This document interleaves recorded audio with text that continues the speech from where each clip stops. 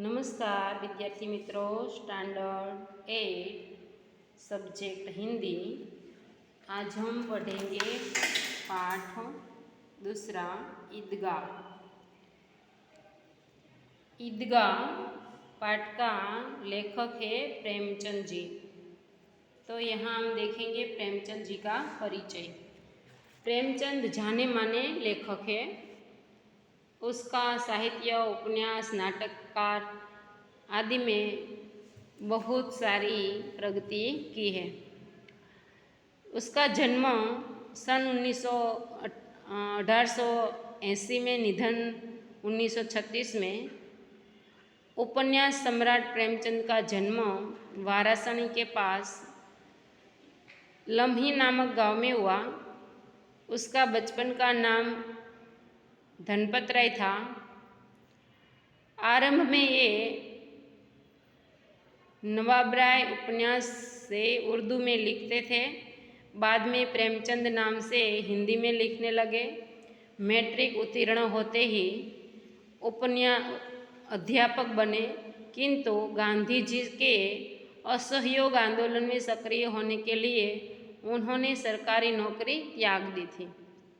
गोदान प्रेमचंद का सर्वश्रेष्ठ उपन्यास है। उनकी कहानियाँ मानसरोवर भाग 1 से 8 में संकलित हैं।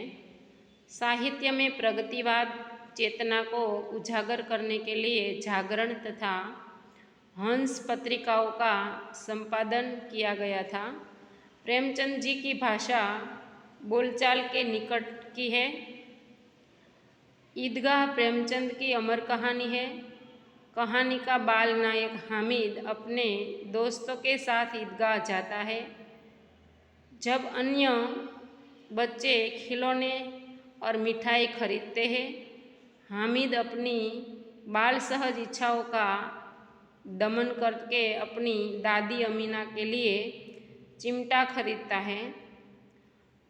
हम इसमें दादी के प्रति प्रेम तथा उपयोगी चीज़ खरीदने की विवेकपूर्ण बुद्धिमत्ता प्रकट होती है।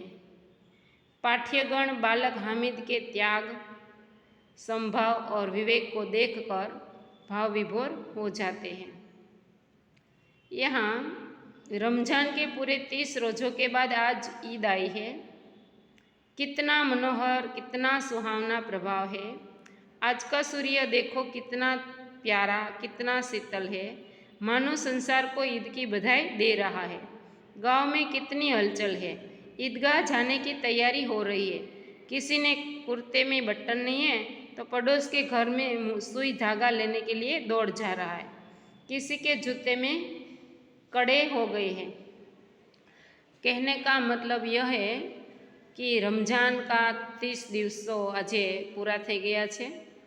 આજનો દિવસ ખૂબ રમણીય છે, સુહાવનો છે। સૂર્યમાં જાણે કે ખૂબ જ તેજ છે, શીતળતા છે।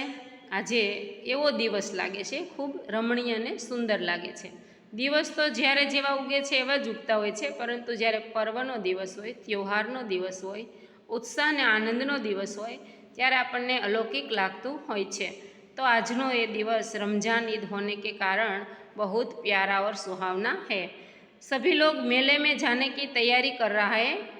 किसी के कुर्ते में बटन नहीं है तो सोई धागा लेने के लिए पड़ोस में जाते हैं। कोई ना चप्पल बूट कड़क थई गया छे तो तेल माटे दौड़े छे अने पॉलिश करे छे। उसमें तेल डालने के लिए तेली के पास जाता है। जल्दी जल्दी बेलों को सानी पानी दे दे। ईदगाह के से लौटते लौटते दोपहर हो जाएंगे। 3 कोसों का पैदल रास्ता है। फिर सैकड़ों आदमियों से मिलना, बटना, भेटना। दोपहर के पहले लौटना असंभव है। એટલે मतलब કહેવાનો કે यहाँ जल्दी जल्दी बेलों को सानी पानी दई, बेलो એટલે બળદોને घास वगैरह नाखी अने जल्दी जल्दी जवा माटेनी तैयारी करी रह्या छे। ईदगाह थी लौटते लौटते एटले ईदगाह थी आवता आवता बपोर जेवुं थई जशे। 3 कोसों का पैदल रास्ता, फिर सैकड़ों आदमियों को मिलना भेटना। एटले 3 કોસ એટલે આપણે જે ગાંવ કહીએ એટલો રસ્તો અને બધાને જવા આવવા માટેનો પણ ખરેખર એવો સમય કે જે પગેથી ચાલીને જવું પડે, એટલે ખરેખર બપોર તો થઈ જ જશે। 3 कोस का पैदल रास्ता, फिर सैकड़ों आदमियों से मिलना भेटना, એટલે ઘણા બધા માણસોને મળવું પડે, ભેટવું પડે। બપોર થતાં થતાં આવું અસંભવ હતું। લડકે સબસે જ્યાદા પ્રસન્ન, એમાંથી બાળકો હતા એ બધાથી વધારે પ્રસન્ન હતા। किसी ने एक रोज़ा रखा था तो कभी दोपहर तक किसी ने रखा था, लेकिन ईदगाह जाने की खुशी उनके हिस्से की चीज़ है। रोजे बड़े बूढ़ों के लिए होंगे, इसके लिए तो ईद ही है। એટલે કહેવાનો મતલબ છે કે રોજા છે ને એ બડે બુઢે કે લીએ હોતા હે। કોઈ એક પહોર રહે, એક દિવસ રહે, કોઈ 2 દિવસ રહે, કોઈ બપોર સુધી રહે, પણ ઈદ તો બધા માટે હોય છે। એટલે બધા જ બાળકોને ખૂબ જ ઉત્સાહ છે। ઈદ આવી રહી છે એનો ઉત્સાહ છે અને ઈદગાહ જવાની પણ બધાને ઈચ્છા છે, એટલે બધા હોશમાં છે। रोज़ ईद का नाम रटते थे और आज वह आ गई, अब जल्दी पड़ी है कि लोग ईदगाह क्यों नहीं जाते। એટલે આ વિચાર કરે છે, કોણ કરે છે? હામિદ એમ વિચાર કરે છે કે કેટલા દિવસથી આપણે ઈદ કરતા હતા ને આજે ઈદ આવી ગઈ છે, તો ઘણા લોકો છે તો ઈદગાહ જતા નથી, શા માટે નહીં જતા હોય? કેટલા માટે? એની પાસે તો પૈસા હોય છે, अपनी जेबों में तो कुबेर का धन भरा हुआ है, અને પોતાના ખીચામાં તો ઘણું બધું ધન ભરેલું હોય છે, કેટલા બધા રૂપિયા હોય છે, છતાં એ જતા નથી। बार बार जेब में से अपना खजाना निकाल कर गिनते हैं और अपनी जेबों में तो खुश होकर फिर रख देते हैं। महमूद गिनता है 1, 2, 10, 12, उनके पास 11 पैसे हैं। मोहसिन के पास 1, 2, 8, 9, 15 पैसे हैं। इन्हीं अनगिनत पैसों से अनगिनत चीज़ों लाएंगे, खिलौने, मिठाइयाँ, गेंद और जाने क्या क्या। और सबसे ज़्यादा प्रसन्न है हामिद, और गरीब सूरत दुबला पतला लड़का जिसका बाप गत वर्ष की हेजे की भेंट हो गया है, फिर एक दिन माँ भी मर गई। अब हामिद अपनी बूढ़ी दादी अमीना की गोद में है और उतना ही प्रसन्न है। કહેવાનો મતલબ જો પ્રસન્નતા છે ને માણસના હૃદયની અંદર હોય છે, પ્રસન્ન જેને રહેવું હોય છે એ કંઈ બહારથી મળતું નથી। ઘણા છોકરાઓ પાસે ઘણા બધા રૂપિયા છે અને બધાએ કાઢે ગણે પાછા મૂકી દે, એના ઉપયોગમાં નથી લેતા। अनगिनत चीज़ें अनगिनत रुपये हैं, पर ज़्यादातर खुशी हामिद को है। उसके पास पैसे नहीं है, उसके माँ बाप भी मर गए हैं। गत वर्ष उसके पिता हेजे की भेंट वगैरह એટલે કે ઝાડા ઉલટીનો એક રોગ એને એમાંથી કારણે કે મૃત્યુ પામ્યા, અને મમ્મી પણ મૃત્યુ પામી, પોતે પોતાની દાદી પાસે રહે છે અને છતાં એ પ્રસન્ન છે। और आगे हामिद के पाँव में जूते नहीं है, हामिदनी પાસે તો પગમાં જૂતા પણ નથી। सिर पर एक पुरानी टोपी है जिसका टोपा काला पड़ गया है, फिर भी वो प्रसन्न है। એની પાસે કોઈ એવા રૂપિયા પૈસા નથી, એની પાસે કોઈ ચીજ વસ્તુ નથી, છતાં એક મેલી ઘેલી ટોપી છે અને છતાંય પ્રસન્ન છે। અભાગીન અમીના આપની કોઠરી में બેઠી રો રહી है, અને એની માં છે એ પોતે અભાગીન કહે છે, જેના ભાગ્ય ફૂટેલા નસીબ એવા। अभागिन माँ को कोठरी में बैठी है। आज ईद का दिन और इसके घर में दाना भी नहीं है। आज ईदनो दिवस है અને એના ઘરમાં દાણા પણ નથી।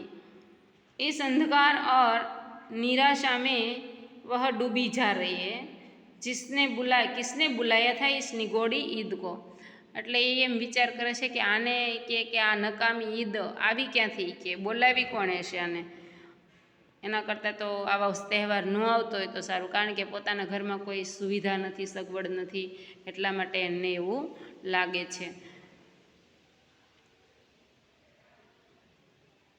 अमीना का दिल कचोट रहा है। गांव में बच्चे अपने अपने बाप के साथ जा रहा है। हामिद का बाप अमीना के सिवा कोई नहीं है, ऐसे कैसे अकेला जाने देंगे। उस भीड़ भाड़ में कहीं बच्चा खो गया नहीं तो नहीं अमीना उसे नहीं यो न जाने देंगी। नन्ही जान को 3 कोस चलेगा कैसे, पैरों में छाले पड़ जाएंगे, जूते भी तो है नहीं, कुल 2 आने पैसे बचे हैं, 3 पैसों हामिद के जेब में है, 5 अमीना के बटुए में, यही तो उसकी बीच साथ है। आ एनु जे मेन छे एटलू छे, तो केवी रीते जवा दे एम विचार करे छे।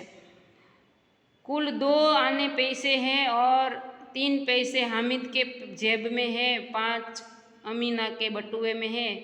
यदि वो बिसात एटलू एनी मिलकत छे एमां ई जवा कई रीते दई शके एवुं ए विचार करे छे अने चिंता करे छे। पोते दिलगीर छे कि हवे मारे शुं करवुं, आवी रीते विचार करती ए चिंतामां छे। આગળના પીરિયડમાં પછી જોઈશું। Thank you.